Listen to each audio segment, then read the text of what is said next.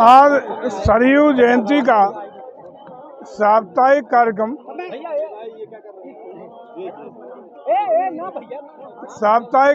का आज शुभारंभ हुआ है। सरयू मैया को प्रणाम करते हुए इस कार्यक्रम के आयोजक और जिसमें हमारे उत्तर प्रदेश सरकार के पर्यटन और संस्कृति विभाग का भी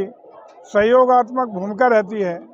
इस कार्यक्रम के लिए हमारे आयोजकों को, यहाँ के संत पुरुषों को, यहाँ की कमेटी को, यहाँ की संस्थाओं को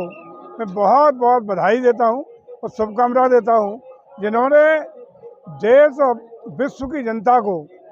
विश्व के सनातन प्रेमियों को सरयू के प्रति, सनातन संस्कृति के प्रति अवेयरनेस का जागरूकता करने के लिए और नदियों के महत्व को जानने के लिए, क्योंकि नदियाँ हमारी जीवन रेखा हैं। नदियों से ही हमारा जीवन जुड़ा है। प्रकृति के साथ जुड़ाव की भावना का संदेश इस महोत्सव से निश्चित रूप से जा रहा है। यह पूरे विश्व, न सिर्फ भारत के लिए, पूरे विश्व के लिए संदेश है कि भारत की संस्कृति हमेशा प्रकृति के साथ जुड़ने के साथ आगे बढ़ी है। और जब जब प्रकृति के साथ छेड़छाड़ हुई है, नदियों के प्रति असम्मान हुआ है, तब तब प्रलय आया है, तब तक समाज में विषमता पैदा हुई है, तब तब भयावह, तमाम तरीके से भयावह रूप प्रकट होते हुए देखे गए हैं। आज जरूरत बात की है कि विभिन्न, चाहे वो कोरोना जैसी महामारी हो या अन्य समाज की जो विषमताएं, जो आज प्रदूषण का साम्राज्य है, हमें प्रकृति के साथ जुड़ने का संदेश इस महोत्सव के द्वारा जा रहा है। और इसका खास महत्व यह है कि राम की पैड़ी पर, भगवान राम की अपनी नगरी में, इस पवित्र धरती पर यह कार्यक्रम का आयोजन हो रहा है। इसके लिए मैं विशेष रूप से पुनः अपने महाराज जी को और पूरी कमेटी को साधुवाद देता हूँ, बधाई देता हूँ और निश्चित रूप से आग्रह करता हूँ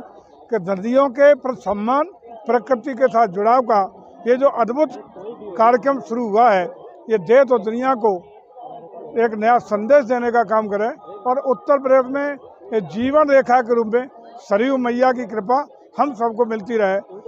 हम पर सनातन की कृपा मिलती रहे, राम जी की कृपा हम सब पर मिलती रहे। इस पवित्र भूमि से यही हम संदेश देना चाहते हैं। मंत्री जी, योग दिवस का क्या स्वरूप होगा मंत्री जी, क्योंकि आप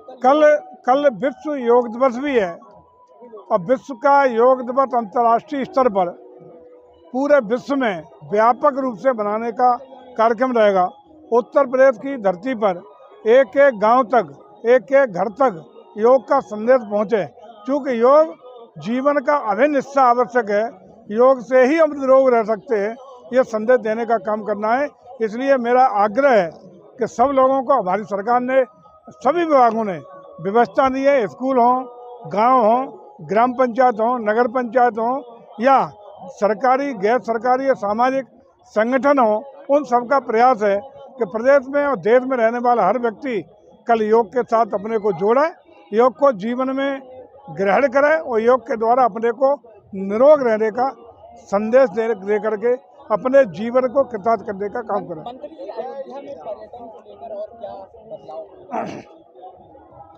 अयोध्या पर्यटन की दृष्टि से आस्था की नगरी है, पौराणिक नगरी है। आपने देखा कि 500 वर्षों के लंबे अंतराल के बाद, तमाम संघर्षों, त्याग, तपस्या, बलिदानों के बाद आज भगवान राम जी का भव्य दिव्य अलौकिक मंदिर आज धरातल पर उतरा है। आप देख रहे होंगे गंगा सरयू की आरती में इस तरह की भीड़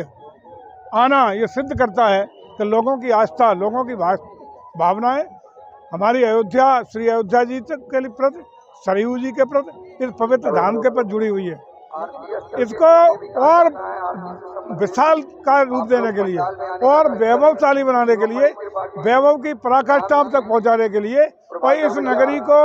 जब हम लोग कल्पना करते हैं कि भगवान राम जी के त्रेता युग में जिस तरह की नगरी रही होगी, उस तरह से सजाने का काम हमारा पर्यटन और संस्कृति विभाग निरंतरता के साथ प्लान तरीके से कर रहा है और निरंतरता के साथ होता रहेगा।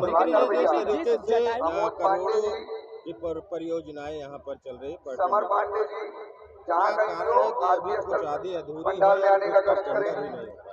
सारी योजनाएं, चूँकि अभी वित्तीय वर्ष की समाप्ति से पहले देश में लोकसभा की चुनाव की दृष्टि से आचार संहिता लगवाने का काम हो गया। तमाम टेंडर स्वीकृतियों के बाद जारी नहीं हो पाए, लेकिन इस 30 तारीख तक का सभी विभागों को, सभी कार्य संस्थाओं को, जो भी कंस्ट्रक्शन एजेंसी है, निर्देशित कर दिया गया है कि 30 जून तक सारे टेंडर प्रक्रिया पूरी होकर के अतिशीघ्र धरातल पर कामों की शुरुआत करने के निर्देश हम लोगों ने दे दिए हैं।